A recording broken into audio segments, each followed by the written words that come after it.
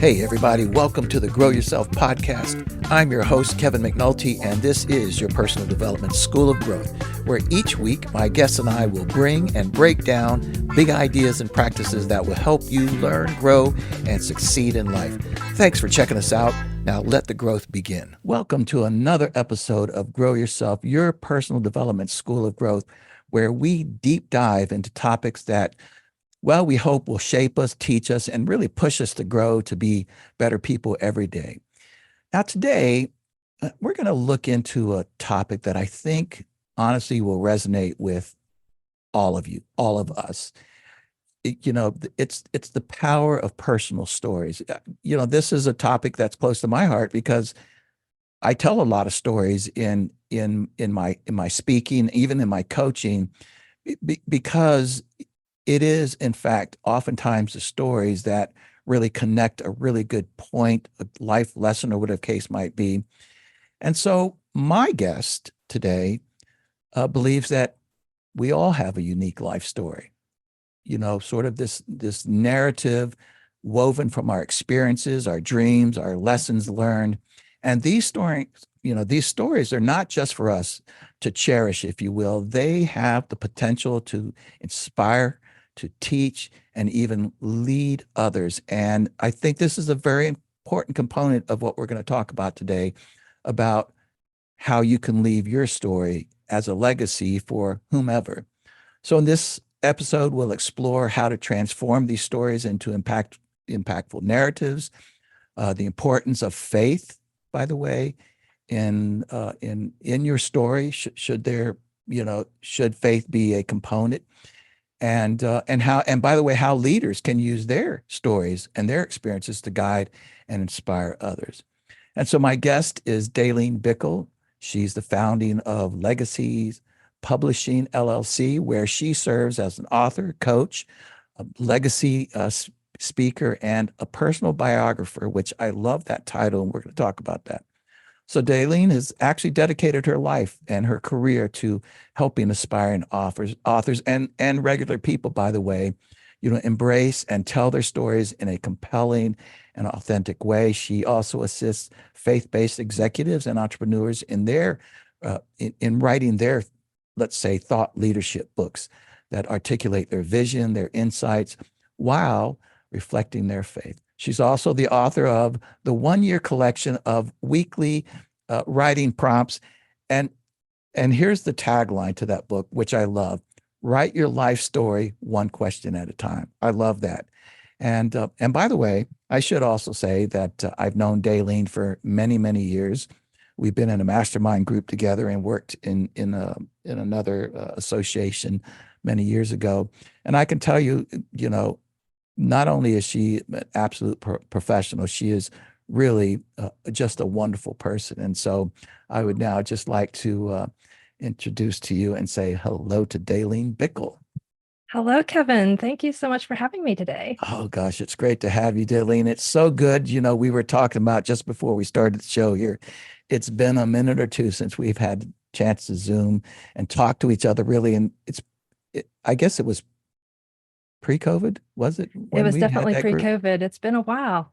Wow. So, but I will tell you, I follow you.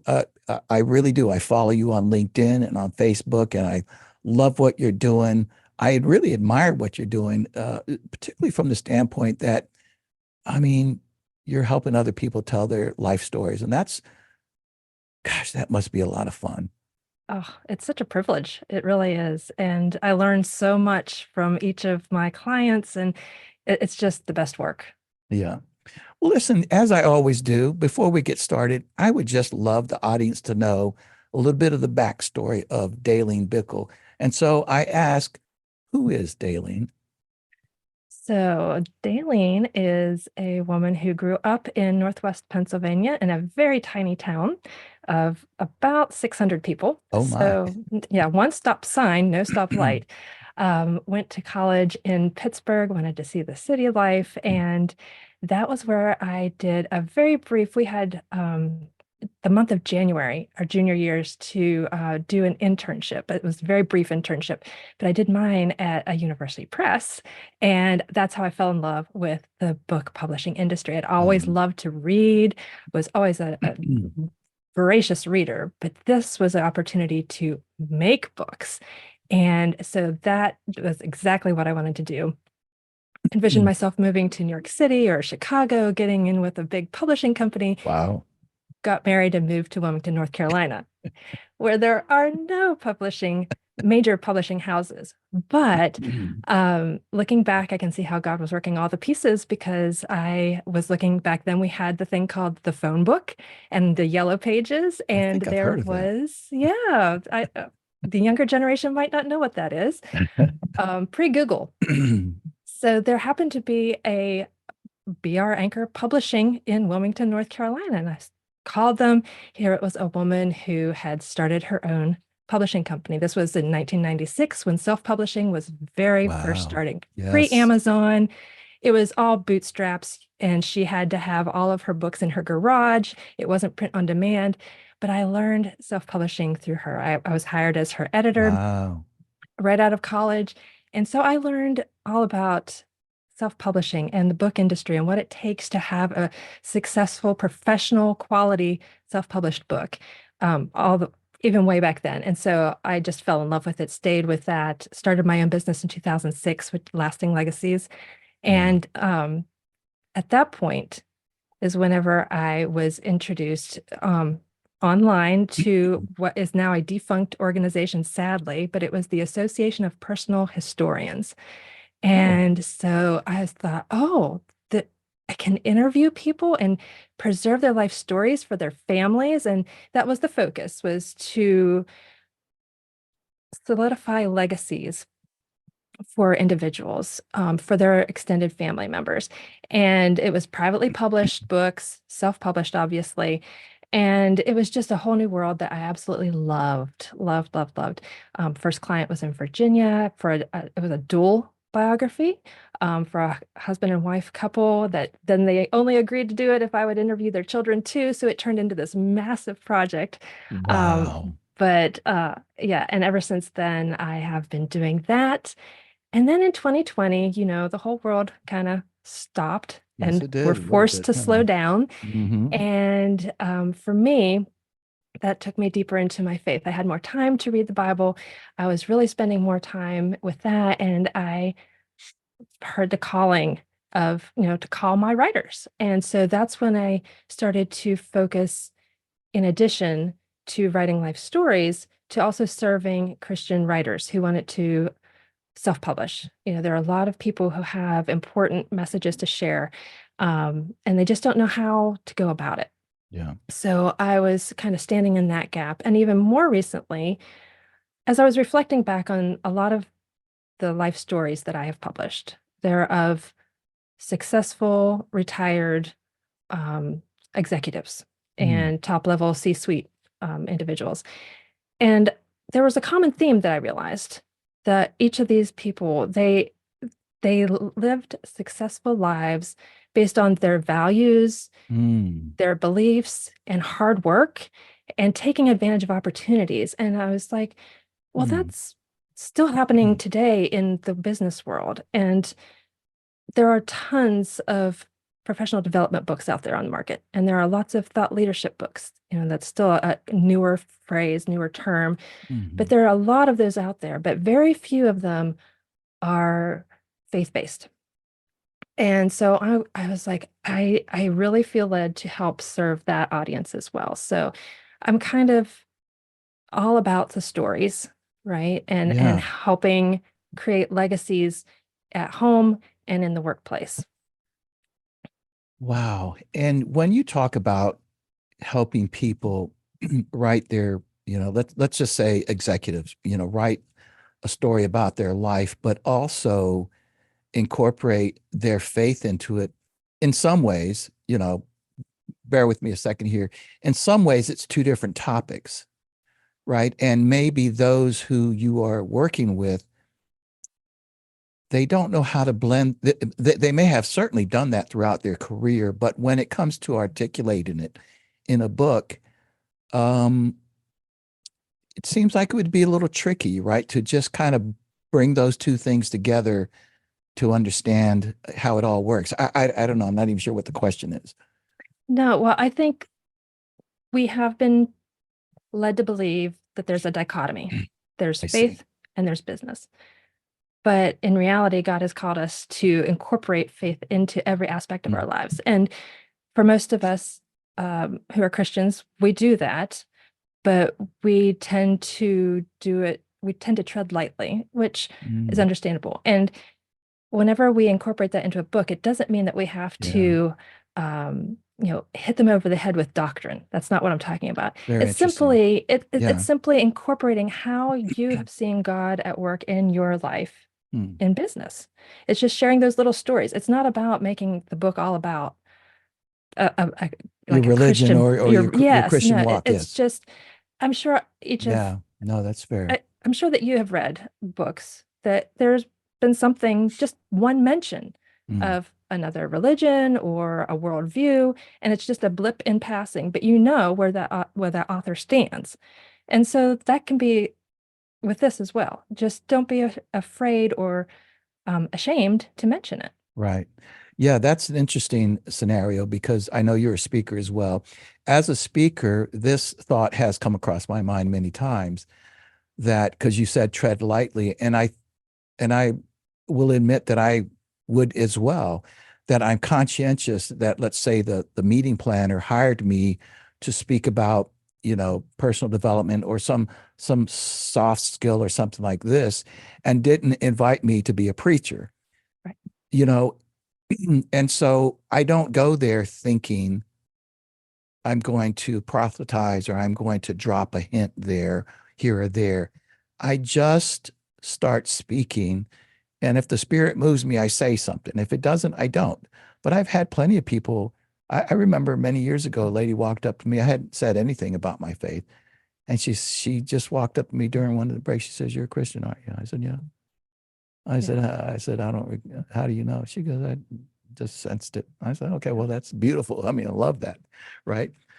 So yeah, have you, Dalene, ever run into a person that, even though it might be still the Christian tradition, if you will, that they operate from, but they're thinking about their Christian walk is much different than yours, and therefore did it cause you any, I guess, cognitive dissonance? Mm.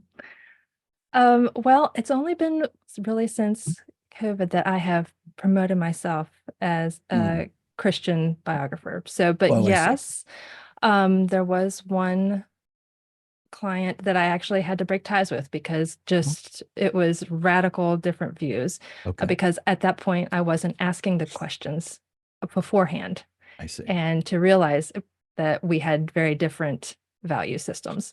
Yeah. Okay, that's very interesting. Yeah, and that's how we learn and grow, right? We Hmm. have to bump into that and then go, okay, Yes. here's what I need to do to course correct. But so just for you, what is the most rewarding part of, writing personal biographies for you? That's a great question. Is being able to sit and listen to others' experiences because there's just so much that I can learn and every reader of that book can learn from. Imagine. Um, but what's interesting is so often they don't think much of it. They're just like, well, this happened and this was what I thought. But it's a new perspective for a lot of people. Mm. And it a lot of times can offer hope. It can offer insights. It may maybe unlock that key that you didn't know was missing to whatever is going on in your life. Like, oh, well, maybe I can apply that to my life as Wow. well. Oh, yes. Um, so there's just so much about your life experiences, about your stories, that can help other people. And I think we downplay that a lot. I suppose it's especially if, if you're, if you try to live a humble life, there are those who kind of want to pass on their wisdom, but don't want to sound like an, egomaniac. So, you know, what would you say then is sort of the best aspect, or maybe you've gotten feedback from some of your clients, from them. What is so rewarding to them about, I mean, I can't imagine the look in their eyes when they open a book and it's about them. What Yes. kind of feedback do you get about that? Oh, they are often taken aback by all that they have accomplished because, like you said, they aren't, almost all of my clients have been very humble. Um, but to see their life experiences and to their memories preserved, Gosh. primarily for family, especially is what I'm thinking of is and the children too. I have gotten two different occasions a child has reached back out to me, thanking me for helping to preserve their parents' stories because they had never heard half of the stories. Goodness. And a lot of times, what I've found is that my clients are more open to sharing with a third party like me, as opposed to close family members, because there's an almost an unseen barrier Mm. of perceived judgment, or they don't want people to think badly of them, or what have you. And they're often more apt to share with me a Yeah. lot more stories. Do they struggle with, I mean, that's probably a dumb question, but I imagine some must struggle with some of the things that maybe their kids or family don't know, and they're trying to decide, should I put this in the book or not? Mhm. And it doesn't have to be anything, um, a moral Traumatic. failure. It Yeah, doesn't have to okay. be that. It can just be things that about their childhood, or it could be things Yeah, about their work that they just had never thought to share with their kids. yeah. Now, when I sometimes do workshops, let's say let's say listening for leaders, I will ask, I'll make this statement. I'm going to make the same question or statement to you. So I would say, okay, so let's just say yesterday you were just an employee and suddenly today you're a manager. How would you come into the workplace and listen differently as a manager? So I ask you that question as a personal biographer. How do you listen differently than I might listen, or another person might listen to this person? What is in your head as you're listening? To get all of the story. Because if I Okay. interrupt or jump ahead, a lot of people are afraid of the pause Mm, and silence. But that's allowing my client to process mm, himself or herself. And that often leads to even bigger nuggets of truth wow. or insight. So rabbit hole is a good thing, maybe, Mhm. right? In interviewing somebody. Yes. But Yes. you have to eventually come back around, right? I mean, I'm going to ask you Yes. later if you don't mind about the process, but as I'm thinking about it, I'm going, wow, ooh, that's quite a burden you might carry there to get it all right, to get it all, Yes. It is. right? Yes. So, so I'll one more question maybe about you, and you kind of mentioned it earlier, but what inspired you, Dalene, to be a personal biographer? And you could say the same thing for an executive, right? Because it's still what you're doing. Mhm. It's all for me, it's about learning. I'm a lifelong learner. I love to Love it. learn, but I've also, like, I was raised around family members, especially older family members, and I was blessed to live right across the street from my great grandmother. Mm, And I just remember her stories. And I was so always so fascinated about what life was like back in the early, 1909, all that. And I just value history. I've always loved history. And so my degree was a dual degree in English and history. oh my And goodness. so whenever I learned about this association of personal historians, I was like, oh, a personal historian, that's history, that's writing, that's both of them all together. That was perfect. And I am always the person um, who is asking questions and listening. At Interesting. any networking event or anything, I want to hear about what the other person is doing because I love to learn. I love to connect other people, that kind of thing. I can almost see I can almost see your paradigm that you're interviewing some top executive, but at that moment, you might be the little girl sitting across from your great grandmother listening with the ears of a young child that is so curious about. I mean, that's just an interesting thought. Dalene, you say that, and I love this, that everyone has a life story. I mean, I think I can guess what you mean by that, but I would love to hear you articulate that just a moment. Everyone has grown in multiple ways, but especially in one particular way. Everyone has experienced heartbreak. Everyone has experienced exuberance, joys. And your faith story, too, is a huge part of it, too. Wow. And so how do you, again, it may seem obvious to the rest of us, but how do you integrate, one's faith into their story, or are they essentially doing that? But you have to get down to the writing process. I mean, because they're just telling you it all, and then you have to articulate it, right? Yes, they're telling it all, but I'm also guiding it. Okay. I have questions and I follow up and that kind of thing. But it almost always comes out. I'll just simply ask, what is your faith and how have you applied it? And so it just is those stories again. It's not a linear, you do this and do this and do this. It's constantly flowing and it changes with each story. And each client is different. And that's the challenge and that's the beauty of it too. But to weave it all together is, and some clients aren't always wanting to incorporate that faith, and that's fine. Sure.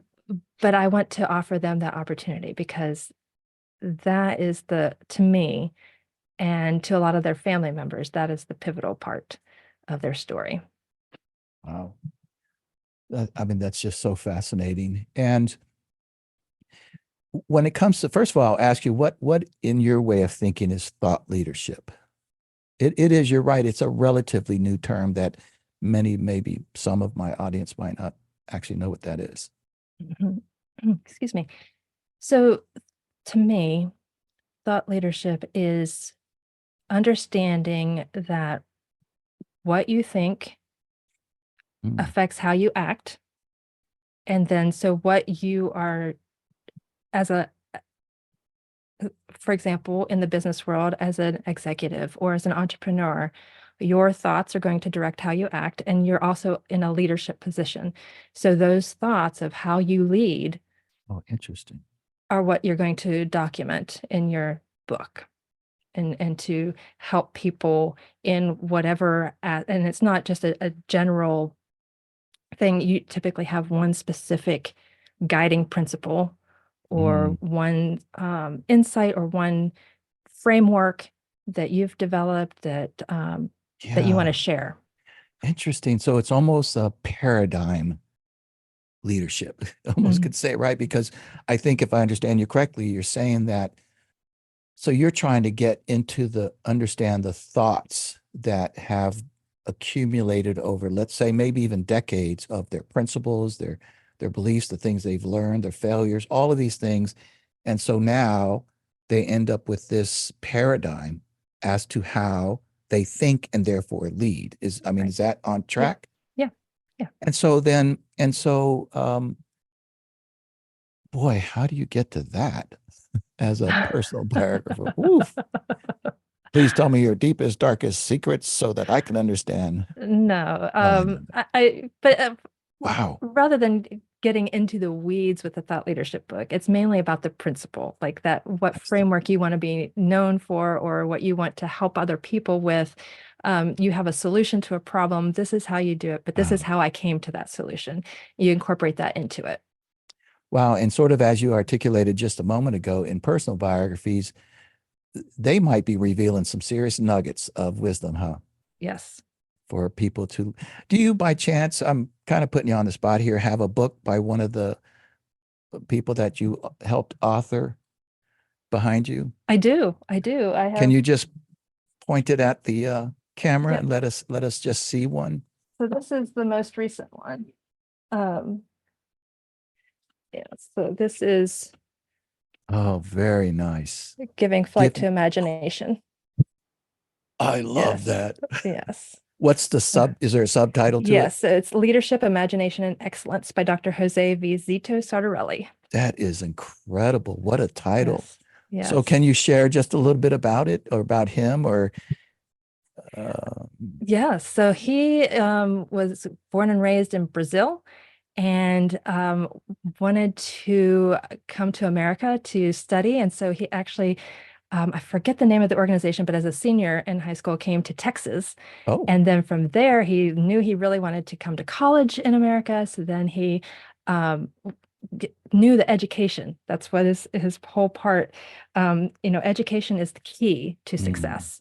And so he, worked his way up through the master's degree, went to Michigan State, and then became involved in a number of pharmaceutical companies, rising through the ranks as an international executive, lived all around the world. So many amazing stories. goodness. And then he turned to academia and first became dean of West Virginia University, and then became chancellor of University of North Carolina, Wilmington. Oh my. So he went from, you know, salesman is in the pharmacy industry, just working his way up to top level positions in the companies that he worked for, three major pharmaceutical companies, and then to universities. So, I mean, it's really fascinating what people can accomplish. Yeah. Yeah, So, I'm fascinated. And the title, read the title again, Dalene. Giving Flight to Imagination, So Leadership, what Imagination, and Excellence. and so what giving flight to imagination, what does that essentially mean in his So that was his credo, if you will. And he came up with that for the University of North Carolina, Wilmington when he was in tenure there. Um, but for him, it's all about trying new things, giving flight to those ideas, giving flight to your imagination. Don't let um, people necessarily, you know, don't conform to society.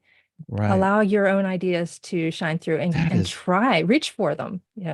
that is amazing. That is amazing. Is there any other story that just that you thought was really fascinating, or one that really stands out, beyond this one, which I think sounds fascinating? Yes. Oh goodness. Well, they all are. They all are, I'm sure. Yeah. Some have been about their military careers. Mm, One was about he was a machinist and worked his way up to manager within what was then Carnation Company. Um, mm, and so it's just really it's been interesting to see the evolution of business over the generations too, that's and interesting. how business works today versus in the 1950s, 1980s, early Yeah, 2000s. It's changed, and yeah, but it's all good. But I also want to just point out too that if you have a story to share, and you know you have a story to share, I believe you do. But if you know that you're feeling led to write a book, now is the time to do it, because I have a heartbreaking story too. A mm, gentleman reached out to me to write his life story, but he had cancer, and he didn't reveal to me how far along he was in the cancer. And I could tell that it was, as I met with him in person. And he insisted on going chronologically. I try to encourage people to write their most important thoughts first, get those I down see. first, but he insisted on going chronologically. Which I And get that, I get the idea behind it, but you got another point here. yeah, so he was so excited about our next meeting the following week, because he had served on a Navy sub, and Oh, it was all very hush hush and had just become unclassified. So he oh was my. finally able to talk about it for the very first time in his life, and he passed away that weekend before he could tell the story. Oh my goodness. And everyone else, all the other crew members had already passed away. So that story about that sub is gone. I see what you're saying. That's, yeah. And I Yeah. suppose that without, even let's just say that, his spouse or a child or grandchild wanted to pick up on the book, I suppose once you've captured those main ideas, you can really, develop your book from there, albeit certainly it would be great if you ended up going back in time and then chronological that Right. way. But wow. Ooh, that is heartbreaking a little bit, Yes. you know. Yes, it is. Yeah. I will tell you that my father, who was a Green Beret, did 3.5 years in Vietnam, and he passed away in 2021. Um, in his last, in we had a good relationship, but I was in the military too, and we just didn't see each other much. Half the time I was in a different part of the planet. But in any event, I don't recall exactly when. I have to go back and look at it, but he was over at the house here, and we were just spending time together, and I just said, "Hey, Dad, let's go sit over here. I want to turn the camera on and just ask you some questions." And he did it, and it was fascinating listening I to some love of the that. stories. It was Yeah. just, and I didn't have any intention behind it except to capture some of the stories, and I asked him questions, and he told me some that just made me roll on the ground. So, Dalene, what is the process that you would go through, or that somebody would go through with you, to whether it be, which pick either or both? I imagine there's similar, but let's talk about the thought leadership part. Mhm. What's the process that you would go with them, just generally speaking? So it also would include, obviously getting to know each other, initial conversation, but then a series of interviews, not very many, but a few, to so I can understand your thought processes. So it depends too on the method you want to work with me, Mm, whether you want me to ghostwrite it for you I on see. your behalf, or if you want to co-author it, or if you want to do it yourself, I can coach you through the process. So it all depends on what method you want.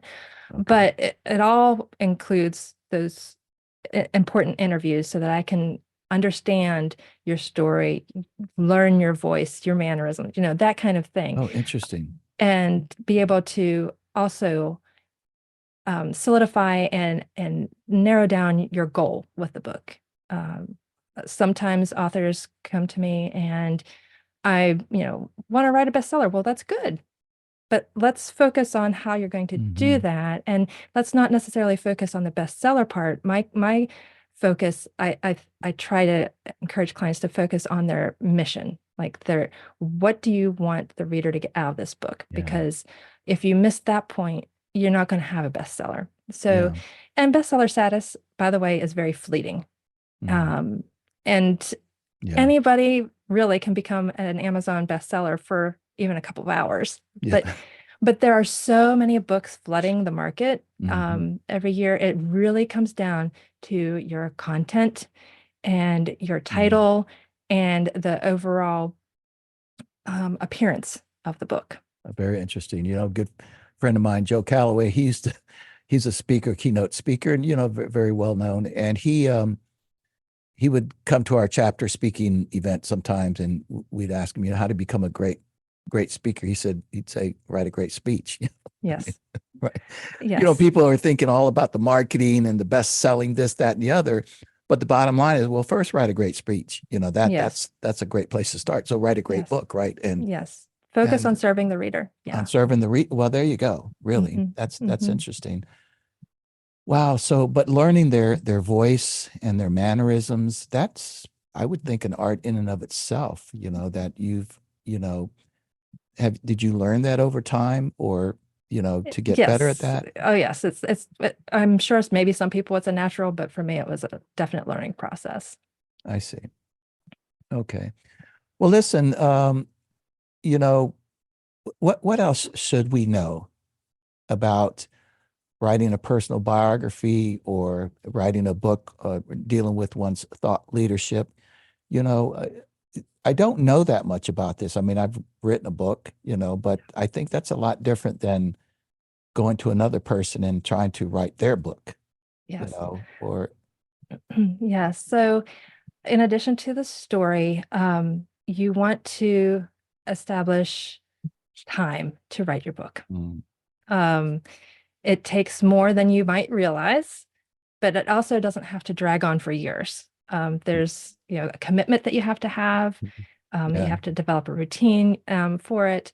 And you have to have a vision. Like, what are you going to do with this book? What is your purpose for this book? If you're a speaker, obviously it's great to have in the back of the room to sell books Mhm. that way. It's a great little additional income coming in. But if you aren't a speaker, what do you want to do with your book? Who is your audience? Who Mhm. specifically is your audience? Yeah. And really focusing on those kinds of things. Has there been a common theme amongst those, like, well, I just want to leave, a historical account of my life for my kids and grandkids or whatever, or has there been a Well, running thing? for most of those books, they're privately published. So yeah, they're Mm, not having to think about the marketing aspect because they just print, 25, 50 copies and hand them out to oh, friends and great. family and that's it. It's not available for sale on Amazon or anything like that. They don't have to deal with, launches, anything like that. Whereas business books, thought leadership books, those tend to require a few more steps. Mm.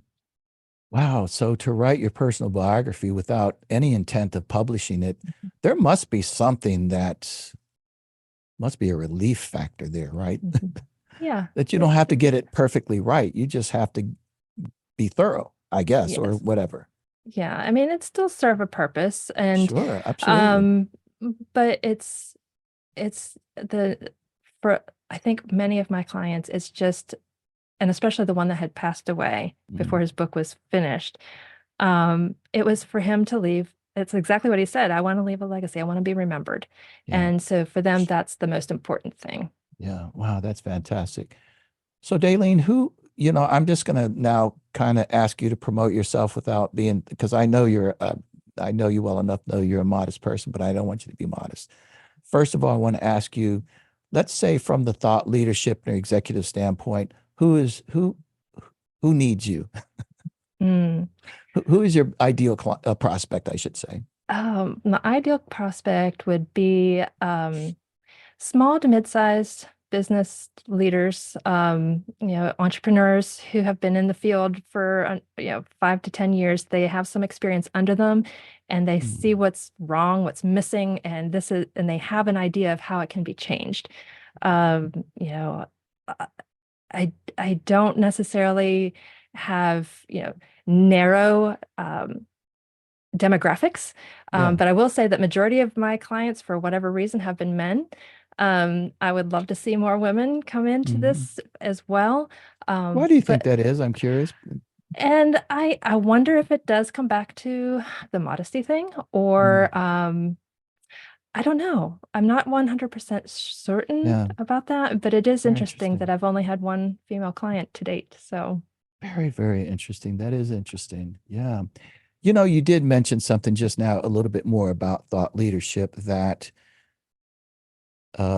if I can paraphrase this correctly, you said something to the effect of that, somebody has some experience, an executive has experience, they've seen processes or things out there, and they know something's wrong or that something needs to be changed. That also seems to me as an aspect of thought leadership that you have developed this level of wisdom, this level of understanding that you don't simply know how to make this work, but you have such a deep well of knowledge and wisdom about it that you know how to change that. mm, And that becomes, an aspect of thought leadership. Does that ring a bell with you, or does that, I yes, mean, make sense to you? yes, it does. Yes. And so it just seems like that's a fascinating point of view that someone who may think, well, I don't really have that interesting of a life to share, if you will, they might be a complainer, but but complainers are important. Yeah.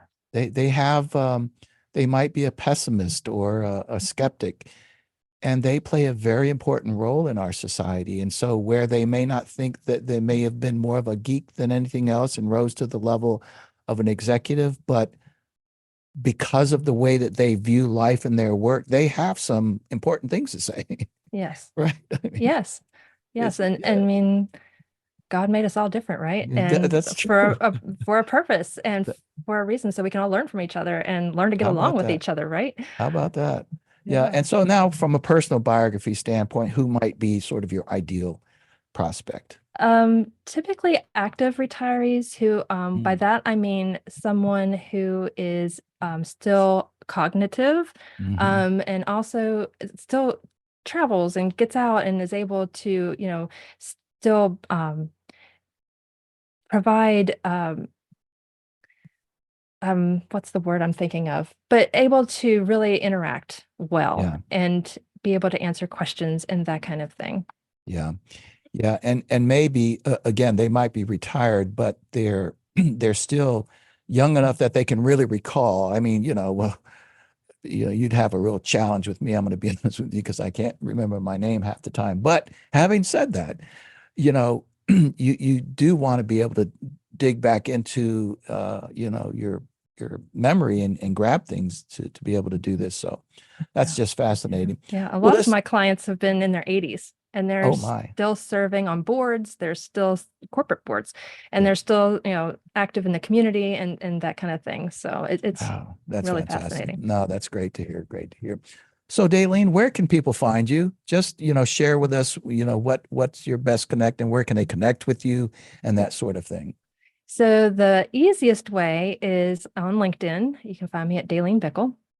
And I also have a website for Lasting Legacies Publishing. And if you don't mind including that in the show notes, because I'll do it. lastinglegacies.com was already taken, so don't go there. It has a really odd URL. So if you'll put that in the show notes. You But I got it. have a new resource for individuals who are thinking of writing thought leadership books. It's called Bookworthy Framework. It's a free PDF that you can download. Oh, And nice. yeah, so that's available for you and get on my email list. I just provide tips and writing information, self-publishing information, and then you can learn how to work with me if that's something that you choose to do. That's fantastic. And I suppose people can reach out. Some may not be sure. Yes. They might want to just explore with you, right? Yes. What do you think and that sort of thing. And again, I'll just tell my audience, I know Dalene here. She is just not just a serious professional. You're a lovely person and you're a really honest and decent person. And so I would put any of my friends or anybody that I know in your hands and not worry that you will do the right thing for them. I just know that about you. Thank you, Kevin. That means a lot. Well, listen, it's just such a pleasure just to reconnect with you, first of It all. is. But I remember, when did you join with Beverly and Stan? And Beer Beverly? Anchor Publishing, that was back in it was actually January of 97. Okay, so that was well before. I thought you had came on later on, Mm-mm. but I got to know you at some point in the 2000s and remember, you doing, this sort of work. And I think you also helped maybe with a little bit of the copy or something with FIGT or Yes, I whatever. did. Yes, so I kind of knew you from that capacity. So now to see you here, almost 20 years later, I know. Time but flies. it flies, but you're thriving and doing such not just a great professional work, but a great service to others and God, I should say. Thank you so much, So Kevin. thanks so much for being on Grow Yourself, Dalene.